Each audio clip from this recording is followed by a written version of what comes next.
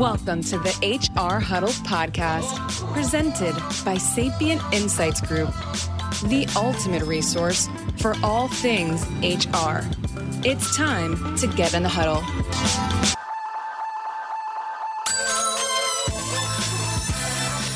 Hey, everybody. Welcome to the HR Huddle podcast. And to this episode of HR We Have a Problem. I'm your host, Kim Seals.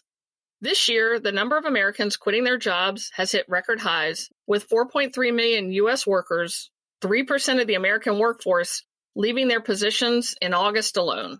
The Great Resignation comes as businesses across the country are struggling to fill open positions and recruit top talent.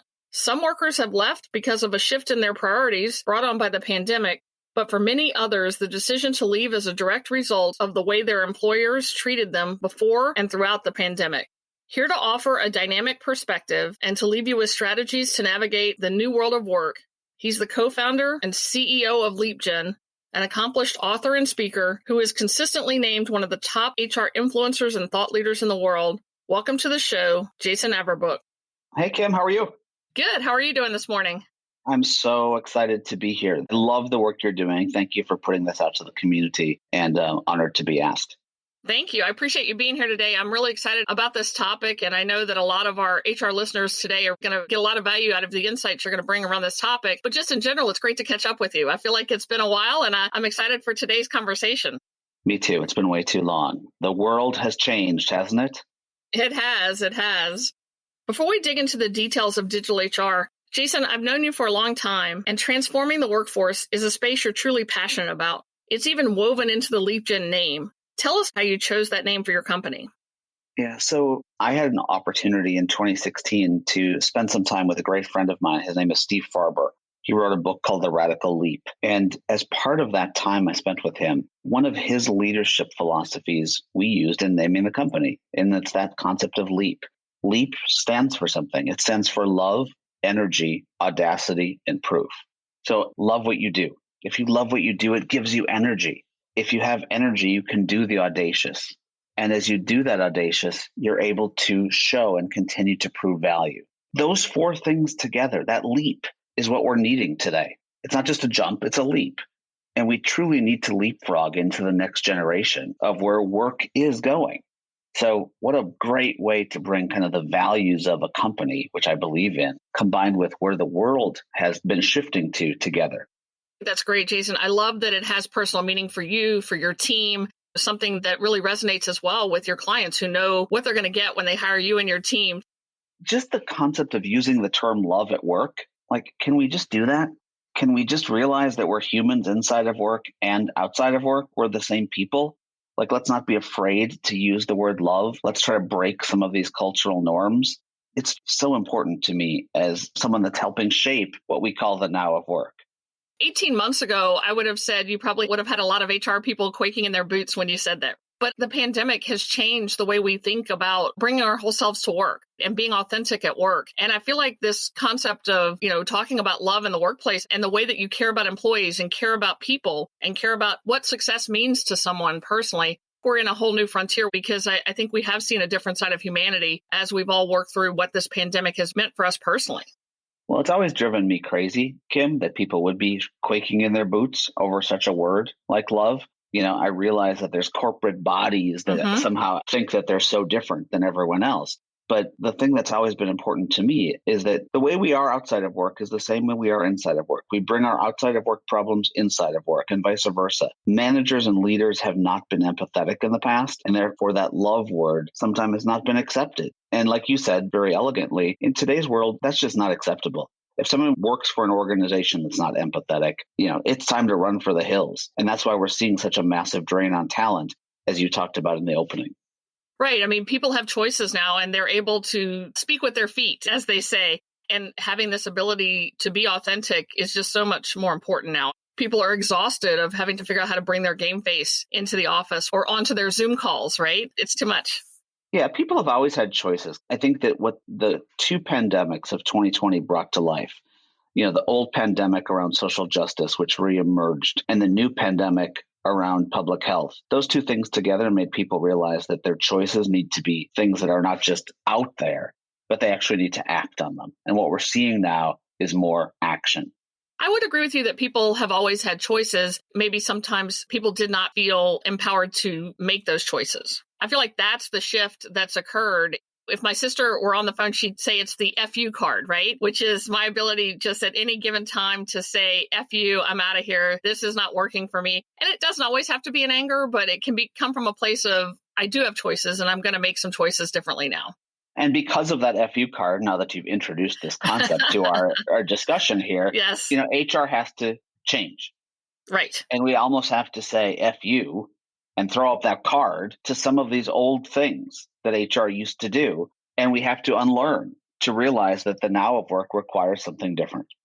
You're absolutely right. And it's a perfect segue into my first question that I wanted to delve in, which is around this concept of digital HR, but defining it for our listeners, because it probably means different things to different people. So I'm curious to get your take into what exactly is digital HR? So HR is a function. But as we think about the term digital, what's so important to think about is, and to understand, is that digital doesn't equal technology alone. So when people hear digital, the first thing they do, hey, I want to talk to you about my digital strategy. I'm going to turn you over to IT. Every person, every organization, every company in the world today is digital. You're a digital human. I'm a digital human. We live in a digital way. And what are those four components?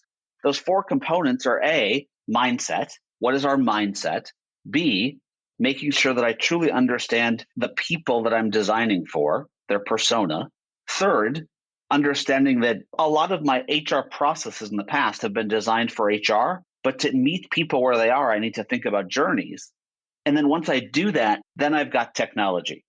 But so often, Kim, we start with technology and work the other way. Let's make technology work for these people somehow that we don't understand, that we don't know what they want, we don't know how they'll work, and we don't have a measure of success. But let's make the technology work. That's killer, because what it does is it makes me blame who when it doesn't work? The technology. I should be blaming myself for not setting out that mindset and vision, understanding my people, and designing it in a way that meets them where they are. That's true digital versus just the technology piece. So you mean that just going out and selecting a new piece of HR tech isn't going to solve all of your problems, Jason? Is that what you're saying? In a nutshell, yes.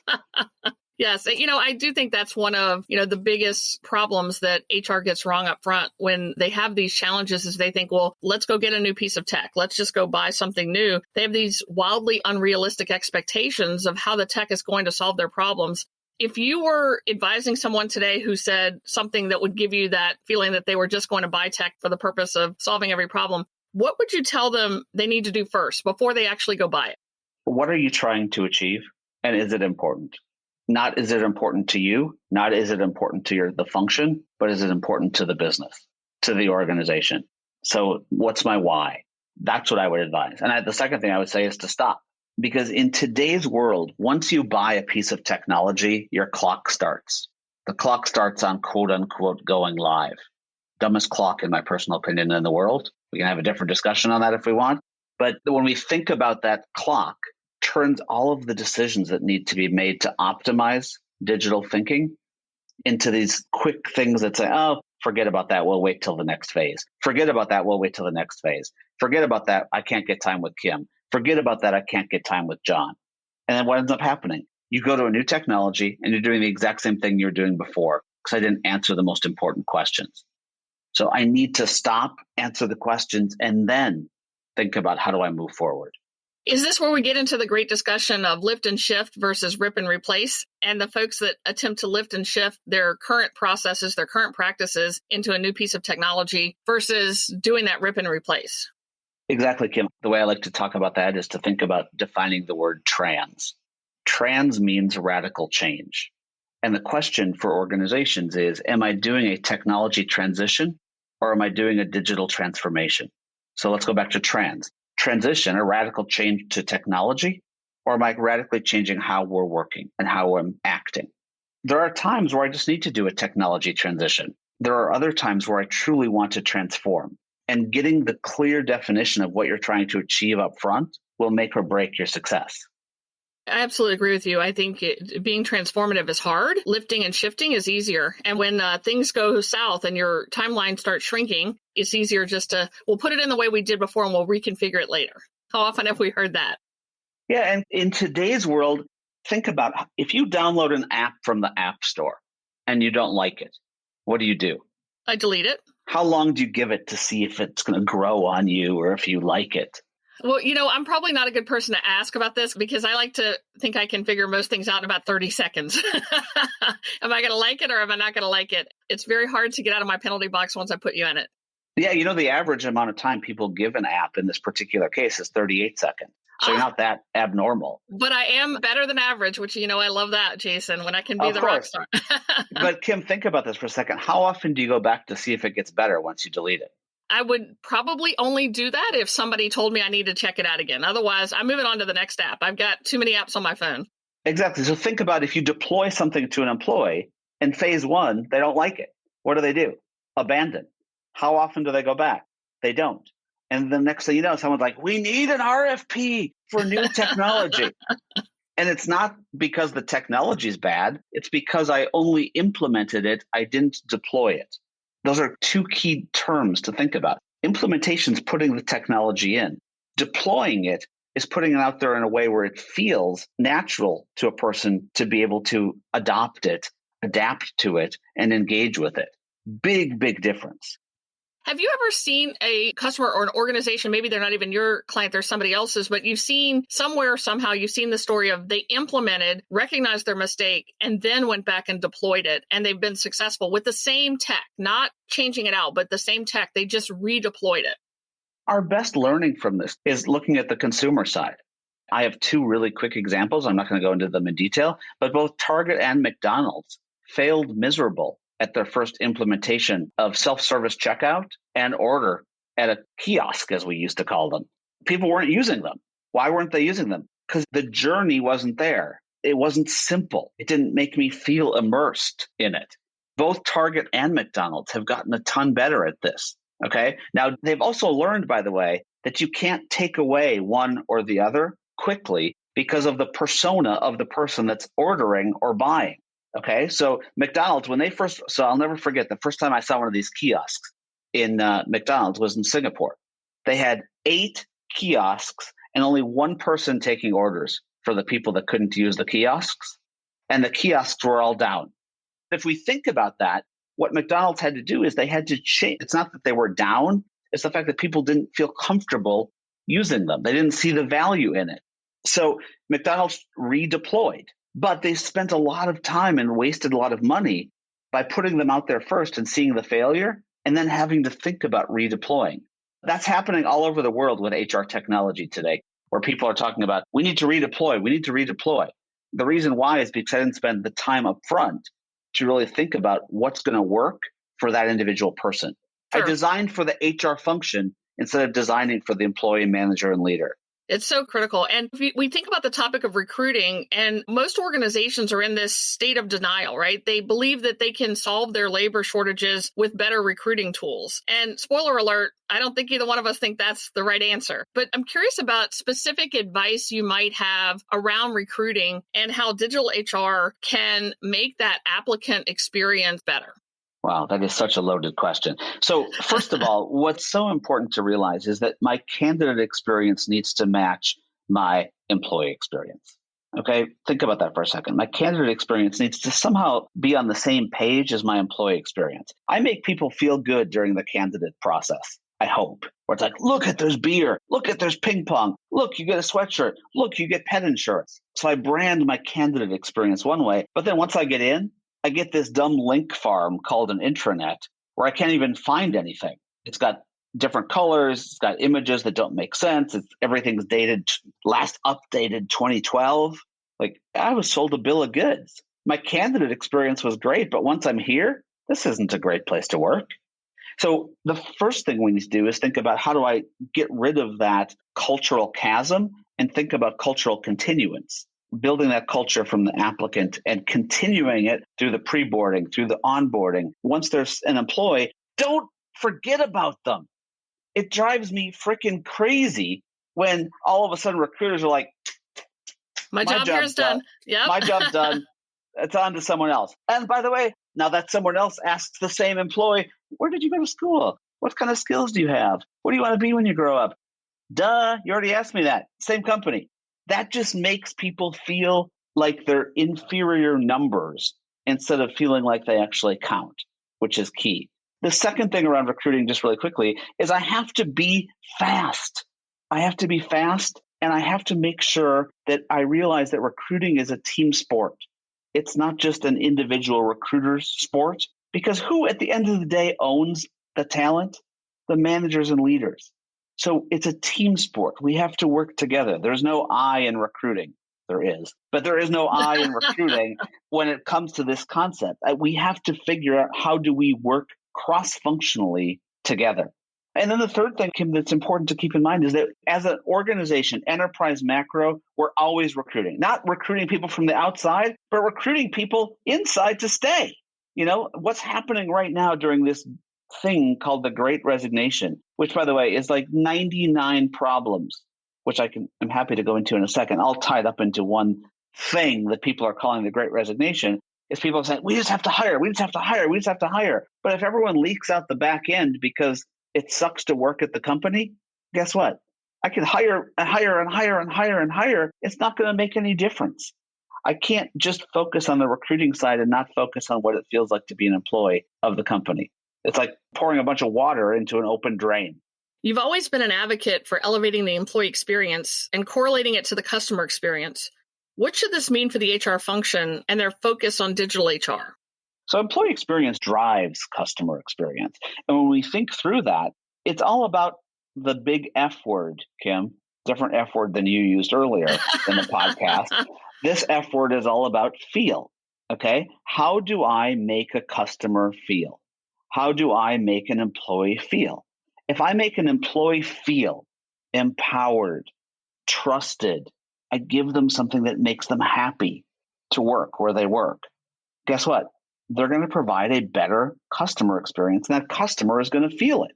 If my employee feels like you don't care about me, I can't get an answer to a question, I can't figure out if there's even maternity or paternity leave, I can't tell if the employer stands for the same values that I do, guess how they're going to treat my customer? The same confused way. I don't want to get too passionate about this, Kim, but I don't get what people don't see about this. Like, I don't understand why people can't see that if I have a happy employee, that I'm going to have a happier customer.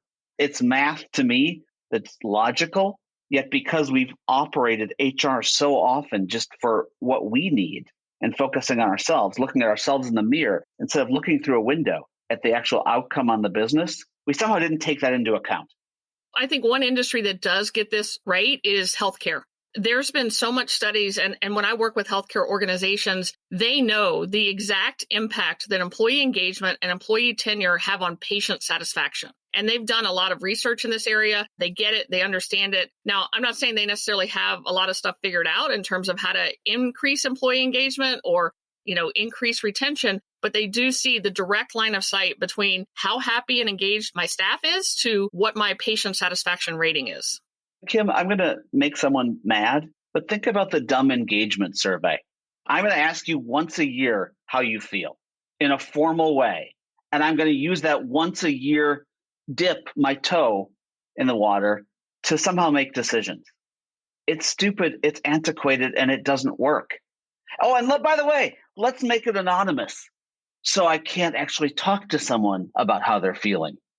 Oh, and by the way, let's scrub it so we don't hurt anyone's feelings. Oh, and guess what? Let's make sure that we get the results to the managers and leaders back 3 months after they actually take the survey, when N used to equal 8, now it equals 6 in my department. I wonder, though, for those folks who have been brought around to the data-driven approach to HR, we can't just do things on our gut anymore. We need to have a data-driven strategy. What do you tell those people about where they get their data from in that regard? How do you make it not just anecdotal or who I talked to today in terms of my sense of how engaged my team is? In this case, it's frequency and action. It's not gut. Kim, today, are you thumbs up or thumbs down? How are you? It's still early. I'm going to give it I'm not sure. Okay, so guess what? I'm going to leave you alone, but I'm going to ask you at the end of the day automatically. At the end of the day, you can't answer it, not sure. You answer it thumbs up or thumbs down. So what do I do as a leader with that data? I can actually talk to you in a way that I have knowledge about tomorrow morning. Does that make sense? But if I ask you once a year, the other thing that, as you know, that people hate about being asked questions in a survey is they get survey fatigue. Why do they get survey fatigue? Because they answered it the same way the last 5 years and nothing's ever changed. So all I want to do is increase my frequency of understanding people so that, Kim, if you give me a thumbs down today, I can actually do something about it today, not a year from now when you've already decided you are leaving.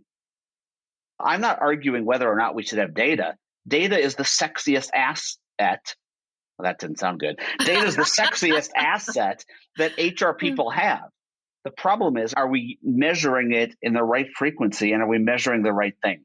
This is a great lead into a question I have for you about tech vendors. How are they doing, in your opinion, with meeting their customers where they are versus where vendors want their customers to be in terms of ready to use their applications or fully deploy things and get maximum value? I think vendors are doing a great job.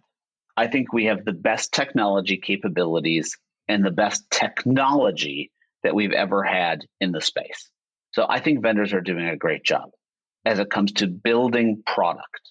Where I think the industry falls short is understanding what to do with those capabilities and how to make sure we're leveraging those capabilities in a way that moves a needle and not spending all of our time just putting in the capabilities because a vendor thinks that we should, but truly saying, is this going to move the needle of our particular business? Think about a hardware store. Think about all the solutions in a hardware store. There's not solutions in a hardware store. What are there? There's tools. Tools to help me get to my solution. Yes, exactly. But in a hardware store, when you go in, there's just a bunch of tools. And guess what you can do with a hammer? You can break a screen. You can hit yourself in the head. You can pound in a nail. You can pull a nail. You can do a lot with a hammer. It also makes a good paperweight. It's a good paperweight. Yeah, and you can make eggs. Oh, that's a new one. All right, you're going to have to show me that one day. No, I know. I just totally made that up. But you know what? You could be right. Yeah, but my point is that tools alone don't solve problems. Tools alone get you to the point where you can use them to solve a problem or use them to create an outcome or use them as solutions to do something. So we've got lots of great tools and the vendors are doing a great job in building tools. The question needs to be, who is responsible for turning those tools and using those tools the right way? It's not the vendor's job. It's our job. It's our job as HR professionals, HR leaders, digital HR leaders, which every company needs to have in order to use those tools to solve a problem. We put too much weight on the vendor. So like, go buy a hammer, and if we get it home, it should work. For what? Work for what? That's the question. And how will we measure the success of if it works? That's where we need to take the hammer and turn it into how we're going to leverage it to solve our problem. Sorry, I didn't mean to get so passionate. No, that's great. I was just thinking about all the ways I need to make sure I'm using the hammer. So we'll get back to you. I'm going to report back to you on making eggs with hammers. But you just said something that triggered where you said, hey, every HR function needs a digital HR leader. What would be a couple of the key requirements of that job that's different from a traditional HR leader? Like what else is on the job description? Someone that focuses on change, not change management, someone that focuses on learning, the adaptation required by the function in order to meet the now of work. Someone that focuses on how do I actually deploy to get people to understand the value of why they're doing certain things instead of training them on how to do it. Someone that understands how to leverage design thinking to drive personas and make sure that I'm designing for an audience that makes sense to my specific organization. Take the hammer as an example. If I go out and buy a hammer at a hardware store, but I don't have any nails at home, and I say I'm going to build something, guess what? It doesn't make any sense, right? If I go out and buy a hammer and I don't have any hands for some reason, guess what? I'm probably not using the right tool that's not designed for me. So all of that stuff is so important. And I guess the third thing around digital that I would just say is that we have to stop thinking in silos. That digital HR leader needs to think across and realize that in traditional COEs, COEs own strategy, policy, and delivery. If each COE owns delivery, we're going to have 18 ways of doing things. We have to have one way, because guess what? Employees have 2 eyes, 2 ears, and 1 brain. Okay? They understand they just want to get something done. They don't know the difference between payroll and compensation. Okay, what's an effective date? It's usually the day we want it to take, that we want it to go into action. Whatever it is we're trying to do, I want that to happen starting today. Yeah, and that's what I think about that's an HR definition of it. Mm-hmm. As an employee who doesn't know how to speak HR, an effective date's like a kiss at the end of the first date. It was an effective date. Get it? Effective. I got a kiss. I mean, what's position number? I don't think anybody in HR knows how to do position management. That's a whole nother dark hole we can go down, Jason. But yeah, position control, position numbers. Think about this for a second. When you buy a Peloton, the first online instruction you get is called position management. That's actually what it's called. Position management. I hooked up my Peloton. I'm like, wow, they're going to teach me about HR. I, as an employee, don't think of position management as something that's the way we think of it as an HR. So that digital HR leader needs to design in language that the employee understands, that the business understands, not that HR only understands. In that regard, I mean, as we're going to we've blown up a few things today, right? Bust a few myths and things like that. Let's bust the myth of the technology roadmap, the HR technology roadmap. How long do you think a roadmap should actually be these days? And how agile does it need to be now? I remember the days when maps were printed on paper and they never changed. But you couldn't get them refolded after you unfolded it. The ability to get it folded back up just right didn't happen. Sounds like a personal problem, maybe. No, just kidding. No, I couldn't either. Same thing. Same thing with newspapers. After you read, you're like, oh man, now how to get this newspaper to look like no one's touched it yet. Yeah, totally agree. But anyway, back to the printed maps.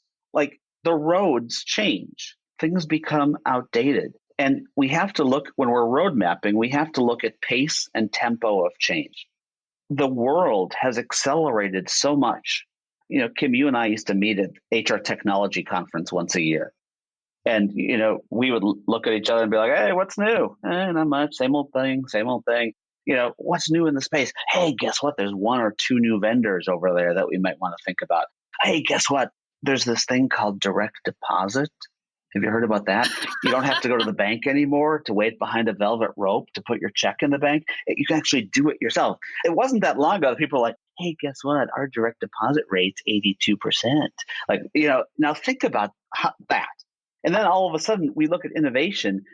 Innovation used to happen in like 5-year increments. Guess what? There's this new thing coming called a garnishment. And it's going to be owned by HR. Oh, wow, there's paternal leave. Oh, my gosh, vaccine mandate. What? Like, imagine 5 years ago or 10 years ago, we're talking about vaccine mandates. And all of a sudden having to terminate 5,000 people in 2 weeks because of all of a sudden a government mandate. HR, the pace in which it's asked to do things today is so different than it used to be in the past. What matters today is so different than it used to be in the past. What I want to be great at as a function is so different than what it used to be in the past, that roadmaps, not because of just technology change, but because of world change, they can really be about a year. And then after that, I need to revisit. It doesn't mean that I start completely from scratch. You're not going to go and buy a new HR system every year, foundational HR system. But what you do need to do is you need to look at that map and say, does that map still fit me? Because guess what? I don't need a state map anymore. I need a US map. And guess what? I don't need a US map anymore. I need a map of Europe. Because guess what? Our business has changed. So I hope that answers your question. It's the world changes fast. Okay, we can't say we're going to spend 5 years doing something or even 3 years doing something. And all of a sudden get to the end of 3 years and realize, oh man, when I built that, it made sense, but now it doesn't anymore. I must be more agile than that. And that's why I like to think of it as like, hey, guess what? There's road construction. We might have to turn left or turn right. It's a real-time active roadmap versus a passive roadmap. It's more like the Waze app than the paper map, where Waze redirects you in real time. Yeah, and if you're going too fast, you get buzzed. Yes, yes. And you get the notification of where the cops are. Yes. Yeah, exactly. Yeah, the one thing I would love to redesign about the Waze app is I don't know that I need to know every time there's a car stopped on the side of the road. In Atlanta, that's a lot of notifications. Right, exactly. But, it's really interesting because when you think about that, those notifications, do you need to know every time there's a new vendor? Do you need to know every time that there's a major change in business? Tying it back to what we're talking about with road mapping, what do we need to know? How do we keep up with that stuff? Is a really important question for that digital HR leader to keep in mind. And how do I look at that new stuff and then make the right decision by considering my end user as to whether or not that's something our organization needs or not? Not every new bell or whistle is right for my organization, for my culture, for my teams. Kim, the way I like to think of it is we used to think of HR technology, and once again, I've been around way too long, but we used to think of HR technology as you'd put it in. I like to call it the difference between a pet and a rock. Okay. A rock, you just put it down, and guess what? Yeah, I might dust it off once in a while. I might see if there's moss growing on it. We're going to move it a little to the left, move it to the right. But I'm going to look at it every couple of years or maybe every year. Think about a pet. Think if you looked at your pet every year, it would be dead. In today's world, in the world of cloud, in the world of innovation, I must think of my capabilities like pets, not like rocks. I have to walk them daily, water them daily, think about continuous innovation daily, care for them, pet them, feed them. That's how I treat pets. I mean, you remember back in our days of working with PeopleSoft and all these old products where, hey, if I got to the latest upgrade, whew, I'm good for 2 years. I'm home free. We had our go live party. I got drunk off my butt, but we're home free for the next 2 years because I just have to make it run. In today's world, I can't think that way. That's a death sentence. Absolutely. And on that note, Jason, I think it's time to wrap up another episode of our podcast. Are we really done? We are really done. We just started. I know. The time has come. But you have given our listeners so many insights, and you busted a lot of myths. You've broken a few eggs, if you will, that we're going to use our hammer to make the scrambled eggs. Won't let you forget that analogy. And thanks again for joining us, Jason. Thanks for having me. If you want to hear more of Jason's words of wisdom on how to transform your workplace with digital HR, head over to leapgen.com or connect with Jason on LinkedIn. Be sure to subscribe to the HR Huddle podcast and tune in weekly to our other shows, Spilling the Tea on HR Tech with Stacey Harris, and Per My Last Email, where we dig into what's broken in diversity, equity, and inclusion with Pam Jeffords.